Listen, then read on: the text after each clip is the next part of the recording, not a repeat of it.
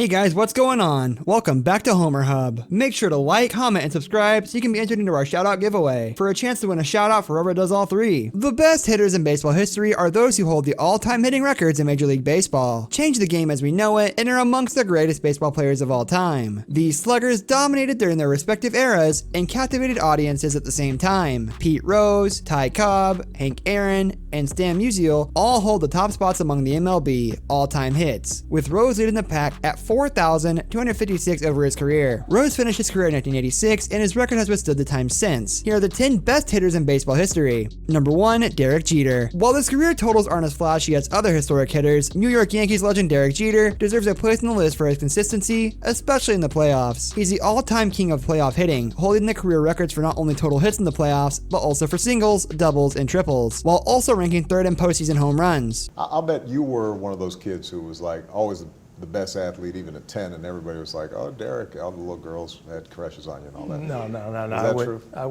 I would like to lie to you because we're on camera, but no, it's not the case. Number 2, Babe Ruth. If we were talking about the greatest baseball player of all time, an argument can be made for someone else. If we were talking about the greatest pitcher, others held that position for much longer. As for the greatest hitter of all time, there was no one better. When Babe Ruth was converted to an outfielder full time, it changed the game of baseball as we know it, due to his dominance. His career offensive WAR of 164.6 is far beyond anyone else's, and his 714 home runs looked unbreakable at the time. His 59 home run season in 1921 is often called the greatest season by a player in MLB history, and his career batting average was .342, so he didn't only hit for power as well, he even finished his career with a respectable 136 triples on top of all his huge numbers. No question, Ruth was the greatest hitter that ever was or ever will be in the game. This is Babe Ruth's bat that he used in 1922 on into the 1923 season. Now, most bats today weigh in the range of 31, 32 ounces. This bat weighs 45 ounces. Number 3, Ty Cobb. Before Babe Ruth sold the baseball scene, the greatest hitter remained rather obvious. During the dead ball era, that title belonged to Georgia Peach, Ty Cobb. The longtime Detroit Tiger led the league in batting average 11 times, and it would have been 12 had an error not been found decades later for 1910. He regularly led the league in runs, RBIs, hits, you name it. He even led the league in home runs one year. His 4,189 hits are second all time, and there's a reason that he was the first player inducted into the Hall of Fame, receiving 98.2% of the vote in the inaugural election. He didn't have the power of Ruth, but he had everything else in his great career. Number 4, Ted Williams. It was Ted Williams who once said, "All I want out of life is that when I walk down the street, folks will say, there goes the greatest hitter that ever lived." Teddy Ballgame got his wish. Williams hit .344 lifetime and won 6 American League batting titles, despite losing 5 years to military service as a fighter pilot, first in World War II and then later in the Korean War. He was also the last MLB player to bat .400. Williams went on the final day of the 1941 season guaranteed to hit .400, but elected to play a doubleheader in Philadelphia. Number 5, Joe DiMaggio. The Yankees-Clippers numbers are great to begin with, but once you factor in that he missed 3 prime years and his numbers are through the 13 seasons, lower than most this high, suddenly his numbers are that much more amazing. He was immediately an MVP contender his first season and led the league in triples, then led in home runs in a sensational 1937 campaign, which should have netted him the MVP. He did win 3 in his career and also led the league in batting average twice. In his career, DiMaggio batted .325 and had 2,214 hits and over 1,500 RBIs.